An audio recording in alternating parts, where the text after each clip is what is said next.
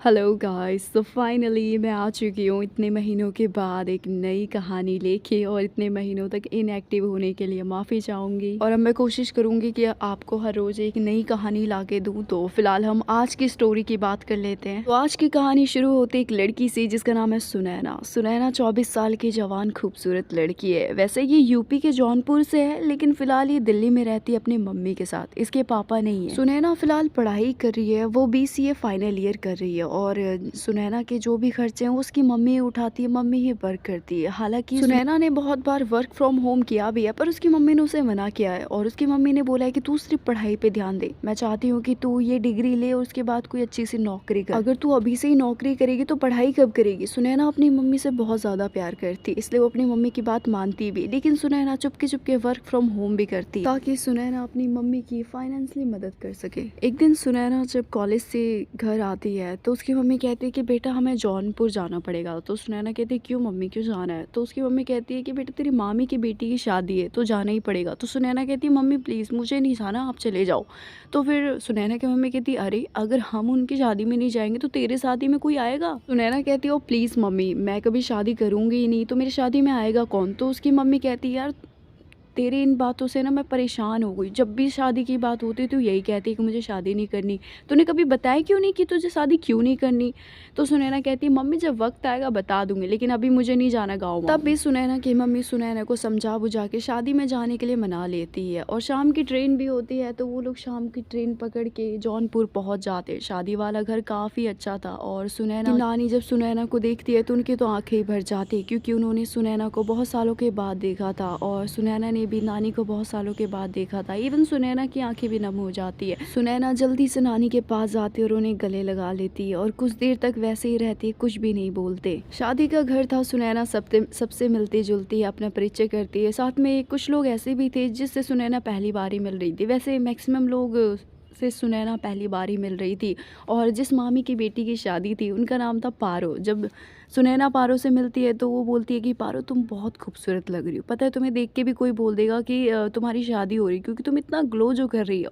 तो परी कहती है थैंक यू दीदी, आप भी बहुत अच्छे लग रहे हो और आप भी बहुत ग्लो कर रहे हो। सुनैना परी के साथ बहुत घुल मिल जाती है, क्योंकि सुनैना परी की बड़ी बहन थी। रात को जब सब खाना पीना खा के सो रहे थे तो सुनैना कहती यार मैं यहाँ सोने के लिए तो आई नहीं थी, मैंने सोचा कि मैं यहाँ पे ब्लॉग बनाऊंगी, यहाँ पे सबको सूट करूंगी, यहाँ पे कितनी ग्रीनरी है। तो परी कहती है कि दीदी मैं तो घर से बाहर नहीं निकल सकती जब तक मेरी शादी नहीं हो जाती है, लेकिन सुबह मैं किसी लड़की को बोल दूंगी कि वो आपको गांव के कुछ खेत वगैरह दिखाए। और यहाँ पे एक बहुत बड़ा फेमस तालाब भी है, वहाँ पे बहुत सी लड़कियां नहाने के लिए जाती है, सिर्फ लड़कियां ही जाती है। तो सुनैना कहती है सिर्फ लड़कियां, पर ऐसा क्यों, और लड़के नहीं जाते क्या, लड़के नहीं है इस गाँव में। तो परी हंसती हुई कहती नहीं दीदी वो तालाब लड़कियों के लिए। गाँव वालों का मानना है कि उस तालाब में जो लड़की एक बार नहा लेती है तो उसको एक अच्छा लड़का मिलता है। तो सुनैना कहती क्या बकवास है। परी तो बात करते करते सो जाती है, लेकिन सुनैना को नींद नहीं आ रही थी। वो खिड़की खोल के बाहर देखती है, चारों तरफ सन्नाटा ही था। तो सुनैना कहती है कि यार मैं तो बोर हो रही हूँ, मैं क्या करूँ। तो खिड़की बंद करती है और वो मोबाइल चलाती है और मोबाइल चलाते चलाते वो भी सो जाती है। और सुनैना को सुबह परी उठाती है, वो कहती है दीदी आपको जाना था ना बाहर घूमने, मैंने एक लड़की से बात कर ली, अगर आपको जाना है तो आप अभी उठ जाओ। तो सुनैना कहती यार इतनी जल्दी।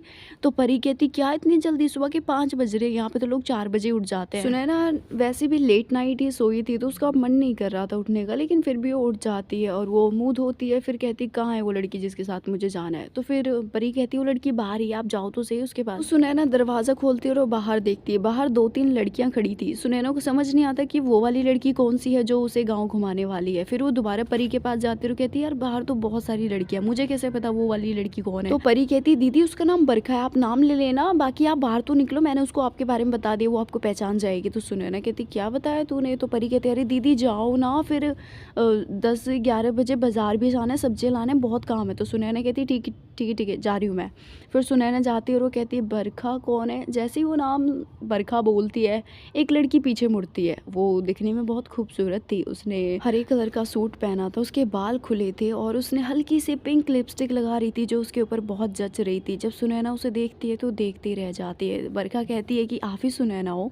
तो सुनैना कहती हाँ मैं ही सुनैना हूँ। सुनैना बरखा की खूबसूरती देख के ठहर सी गई थी, उससे क्या बोले कुछ उसे समझ ही नहीं नहीं आ रहा था, उसे बस वही दिखाई दे रही थी। बरखा कुछ बोल भी रही थी, सुनैना को सुनाई ही नहीं दिया। तभी बरखा सुनैना का हाथ पकड़ के उसे घर से बाहर लेके जाती है और कहती चलो मैं आपको यहाँ के एक फ़ेमस तालाब के पास लेके जाती हूँ। शायद परी ने आपको बताया होगा, क्योंकि वो तालाब गाँव के लिए ही इतना फ़ेमस है कि गाँव की बात बाद में होती है, उस तालाब की बात पहले होती है। फिर सुनैना कहती हाँ मुझे बताया था, उस टुप्पड़ सा तालाब जिसमें नहा के लड़का मिलता है। तो उसकी बात सुन के बरखा हँसती है और कहती है अरे लड़का नहीं मिलता, अच्छे लड़के मिलते हैं शादी के लिए। तो सुनैना कहती क्या लड़के उस तालाब में से निकलते हैं? तो उसकी बात सुन के बरखा और हँसती है। वो इतनी ठहाके मार के हँसती है कि वो लोट-पोट होने लगती है। वो नीचे बैठ जाती है और बैठ के हँसती है। तो उसकी हँसी को सुनैना देखती है और कहती यार कोई इतना खूबसूरत कैसे हो सकता है? और इसने मन में बोला, साथ में वो अपनी ज़ुबान से भी बोलती है। तो बरखा सुन लेती है, फिर वो सुनैना को देखती है। बरखा मुस्कुराते हुए कहती है कि आपने कुछ कहा क्या? तो सुनैना कहती है नहीं मैंने कुछ नहीं कहा, चलो ना कहाँ जा रही थी तुम? तो फिर बरखा उठती है और वो उसे बहुत कुछ पूछती है। वो उसका नाम पूछती है, वो कहाँ क्या पढ़ाई करती है और कहाँ से आई है, वो सारी चीज़ें। फिर सुनैना उसे अपने बारे में सारी चीज़ें बता देती है। फिर सुनैना भी उसके बारे में पूछती है और वो कहती है कि वैसे मेरा नाम तो तुम्हें पता ही है और मैं बचपन से इसी गाँव में रही हूँ और मुझे मेरा गाँव बहुत ज़्यादा प्यारा है। तुम्हें तो गाँव-वाँव पसंद नहीं होंगे, है ना? वैसे भी शहर के लोग गाँव को पसंद ही कहाँ करते हैं। तो सुनैना कहती नहीं कुछ देर पहले नहीं पसंद था पर अब पसंद है। तो बरखा कहती क्या मतलब है तुम्हारा? तो सुनैना कहती अरे कुछ नहीं, चलो ना तुम मुझे कहीं लेके जा रही हो। तो बरखा कहती हाँ चलो। बरखा आगे-आगे चल रही थी, सुनैना थोड़े पीछे-पीछे चल रही थी और सुनैना बरखा को ऊपर से नीचे तक पूरा देखती है और वो मन में बस एक ही चीज़ बोलती है कि यार कोई इतना खूबसूरत कैसे हो सकता है? और जब मन में सुनैना ने ये सोचा तो बरखा उसे देखती है, मानो कि बरखा ने उसके मन की बात सुन ली। बरखा मुस्कुराती है, दोनों मुस्कुराहट से और आँखों से बातें कर रहे थे, ज़ुबान से नहीं। देखते-देखते वो तालाब भी आ जाता है। फिर सुनैना कहती ये है वो तालाब? तो बरखा कहती हाँ यही है, क्या तुम नहाना चाहोगी इसमें? तो सुनैना कहती नहीं मुझे नहीं नहाना इतनी सुबह-सुबह। तो बरखा कहती है सुबह-सुबह नहीं तो क्या तुम रात को नहाती हो? तो सुनैना हँसते हुए कहती नहीं यार, मतलब ऐसे खुले में मैं नहीं नहा सकती, पता नहीं आते-जाते लोग कैसे होंगे और पता नहीं कौन किस नज़र से देखेगा। तो बरखा हँसते हुए कहती है ओ कम ऑन, ये गाँव है और यहाँ के लोग ना सम्मान करना जानते हैं और यहाँ पे मर्द नहीं आते, सिर्फ महिलाएँ ही आती है। और ये बोल के बरखा अपना दुपट्टा हटाती है और वो पानी में कूद जाती है, मतलब कि पानी में उतर जाती है। बरखा तो पानी में उतर चुकी थी, उसका जो टाइट सूट था वो उसके बदन से पूरा चिपक चुका था और उसके उभरे बदन को जब सुनैना देखती है तो उसे कुछ महसूस होता है। ऐसा कुछ महसूस उसे शायद दूसरी बार हुआ था। पहली बार ऐसा महसूस उसे अपनी क्रश को देख के हुआ था और बरखा को देख के सुनैना खुद को रोक ही नहीं पाती है और वो भी उस तालाब में उतर जाती है और दोनों नहाते हैं। और फिर बरखा कहती है कि तुम्हें कैसा लड़का चाहिए? तो सुनैना कहती है यार मुझे लड़का-वड़का नहीं चाहिए, मुझे नहीं करनी है शादी। तो बरखा कहती है अच्छा शादी नहीं करनी, लड़का नहीं चाहिए, तो कौन चाहिए तुम्हें? तो सुनैना कुछ देर तक खामोश रहती है और एक लंबी सी सांस लेते हुए कहती है पता नहीं, पर ऐसा लगता है जो चाहिए वो सामने ही है। तो बरखा थोड़ी देर सोचते हुए कहती है कि क्या मतलब है तुम्हारा? तो सुनैना कहती है नहीं कुछ नहीं, चलो मुझे ठंड लग रही है। और ये बोल के जब सुनैना तालाब से निकल रही थी तो बरखा पीछे से उसका हाथ पकड़ लेती है और उसे अपने करीब खींचती है और वो कहती है कि क्या मतलब है तुम्हारा कहने का? हाँ, जब से मैं तुमसे मिली हूँ तुम में कुछ अलग सा ऑरा दिखाई दे रहा है मुझे। सुनैना बरखा के इतने करीब आ चुकी थी कि उसे बरखा की सांस तक महसूस हो रही थी और दोनों कुछ भी नहीं कहते, बस एक दूसरे की आंखों में आंखें डाल के देख रहे थे और दोनों के बीच में हवा जाने तक का गैप नहीं था। इससे पहले कि दोनों के बीच में एक किस्सी हो जाती, उससे पहले ही वहाँ पे एक औरत आ जाती और वो कहती है अरे क्या कर रहे हो तुम दोनों? उसकी आवाज़ सुन के दोनों झटके से एक दूसरे से अलग होते हैं और फिर पानी से बाहर आते हैं। सुनैना कहती है कपड़े तो मेरे गीले हो गए। तो बरखा कहती है जनाब मेरे भी कपड़े गीले हो गए, मैंने शिकायत की? तो उसकी बात सुन के सुनैना हँसते हुए कहती है कि मैंने शिकायत नहीं की, बस मेरा कहने का मतलब था कि अब क्या इस गीले कपड़े में ही घर जाना है? तो बरखा कहती है मेरा घर पास में ही है, क्या तुम्हें वो नीले कलर का घर दिख रहा है? वो मेरा घर है, तो तुम चाहो तो मेरे घर चल सकती हो, वहाँ पे मैं तुम्हें अपने कपड़े दे दूँगी।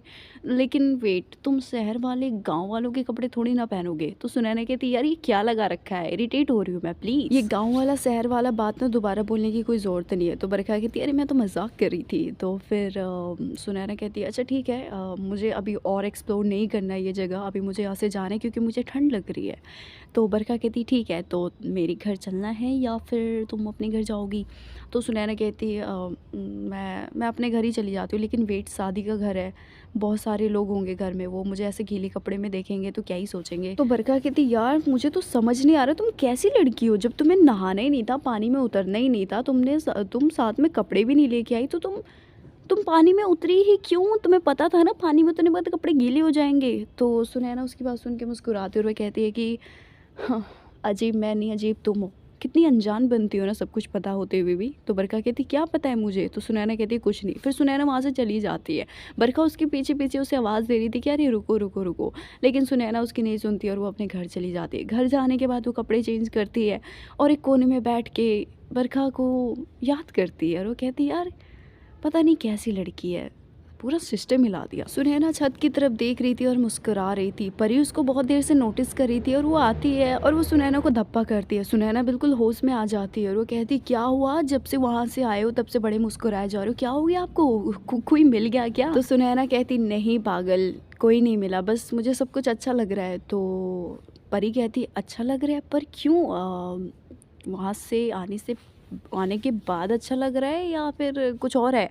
तो सुनैना कहती अरे पगली तेरी शादी है, इतनी चहल पहल है, इतने नए नए लोग आ रहे हैं, इतने अच्छे अच्छे खाना बन रहा है, तो वो सब देख के मुझे अच्छा लग रहा है। तू भी ना पता नहीं क्या सोचती है, तेरी हल्दी है ना, चल तैयारियां करते हैं। फिर सुनैना सबके साथ मिल के हल्दी की रस्म की तैयारी करने लगती है और फिर देखते देखते सभी मेहमान जुट जाते हैं। उन्हीं मेहमानों के बीच सुनैना किसी एक को ढूंढ रही थी और ढूंढते ढूंढते उसे वो दिखी जाती है और वो कोई नहीं, वो बरखा को ही ढूंढ रही थी। बरखा ठीक उसके सामने खड़ी थी, ऐसा लग रहा था कि बरखा बहुत देर से उसे देख रही थी। सुनैना जब उसे देखती है तो वो थोड़ी सी अनकंफर्टेबल हो जाती है, मतलब थोड़ा सा शर्माने लगती है और वो कमरे के अंदर चली जाती है और गहरी सी सांस लेती है और वो कहती है यार क्या हो गया है मुझे, मैं क्यों इतना घबरा रही हूँ? वो लड़की ही तो है, वो कौन सा मुझे मार रही है ये कुछ? वो खुद से बातें कर ही रही थी, तभी पीछे से बरखा आ जाती है, जिसे देख के सुनैना थोड़ी डर जाती है। बरखा दरवाज़ा बंद करती है और सुनैना के पास आती है। तो सुनैना कहती क्या हुआ? तो बरखा कहती मुझे तो कुछ नहीं हुआ, पर तुम्हें देख के लगती तुम्हें कुछ हो गया है, तुम ठीक तो हो ना? तो सुनैना कहती हाँ मैं बिल्कुल ठीक हूँ। और वो बरखा से थोड़ा दूर दूर हो रही थी, तो लेकिन बरखा उसके पास पास आ रही थी। तो सुनैना कहती क्या है? तो बरखा कहती वही तो कह रही हूँ, क्या है, क्या हुआ तुम्हें? क्या तुम्हें मेरी बातों का बुरा लगा? सुबह भी तुम मेरे से बिना कुछ बोले चली गई, मुझे लगा मैंने कुछ ज़्यादा ही बोल दिया, अगर कुछ ज़्यादा बोला तो आई एम सॉरी। तो सुनैना कहती नहीं तुमने ज़्यादा नहीं। सुनैना की ये बात सुन के बरखा एक गहरी सी सांस लेती और वो कहती थैंक गॉड, मुझे तो लगा था कि मैंने कुछ ज़्यादा ही बोल दिया और तुम मुझसे रूठ गई। तो सुनैना स्माइल करती है, फिर वो कहती है कि मुझे कुछ पूछना था तुमसे। तो बरखा कहती है हाँ पूछो ना, क्या पूछना था? तो वो कहती है कि वो सुबह तुमने मेरा हाथ पकड़ के अपने पास तुम लेके आई, वो क्या था? तो बरखा कहती वो कुछ था, मैं तो बस ऐसे ही, क्यों तुम्हें अच्छा नहीं लगा? तो सुनैना कहती नहीं नहीं मुझे तो अच्छा लगा। तो बरखा कहती क्या तुम्हें वो सब अच्छा लगा? तो सुनैना कहती आई मीन अच्छा लगा कि तुमने मुझे रोका जाने से। तो बरखा उसकी मासूम सी शक्ल और मासूम सी बातें सुन के मुस्कुराती है। तभी दरवाज़ा कोई खटखटाता है और बरखा दरवाज़ा खोलती है और बाहर परी थी। वो कहती है कि हल्दी की रस्म शुरू हो गई, आप दोनों यहाँ क्या कर रहे हो, चलो। तो फिर बरखा कहती हाँ चलो चलो। बरखा तो परी के साथ चली जाती है। सुनैना उसे जाते हुए देखते हुए कहती यार आई रियली लाइक हर, क्या मैं उसे बोल दूँ? मैं बोल ही दूँगी, वैसे भी मैंने बहुत इंतज़ार किया है ऐसे मोमेंट का, और ना बोलने के चक्कर में ही मैंने बहुत लोगों को गवाया, लेकिन मैं इसको नहीं गवाऊंगी। मैं आज शाम को इसको अपने दिल की बात बता ही दूँ। हल्दी की रस्म होते होते शाम के 4 बज जाते, फैमिली गैदरिंग होती, खाना पीना होता है और शाम के 7 बज जाते। कुछ मेहमान चले गए थे और कुछ वहीं तक थे जो कि शादी तक रुकने वाले थे। और धीरे धीरे जब मेहमान जा रहे थे तो बरखा भी कहती है चलिए ठीक है आंटी जी मैं चलती हूँ और मैं कल आ जाऊँगी। तो परी की मम्मी कहती है बरखा तू रुक जाना यहीं पे, और वैसे भी कमरे में बस सुनैना सोते हैं और परी सोती है, जगह तो बहुत रहती, तू भी रुक जा, क्या तू कल आएगी, शाम को रुक जा यहीं पे, क्या अब तक रात को कुछ ज़रूरत हो तो वैसे भी गीत संगीत होगा तो तुझे तो अच्छे अच्छे गाने आते तो गा दियो।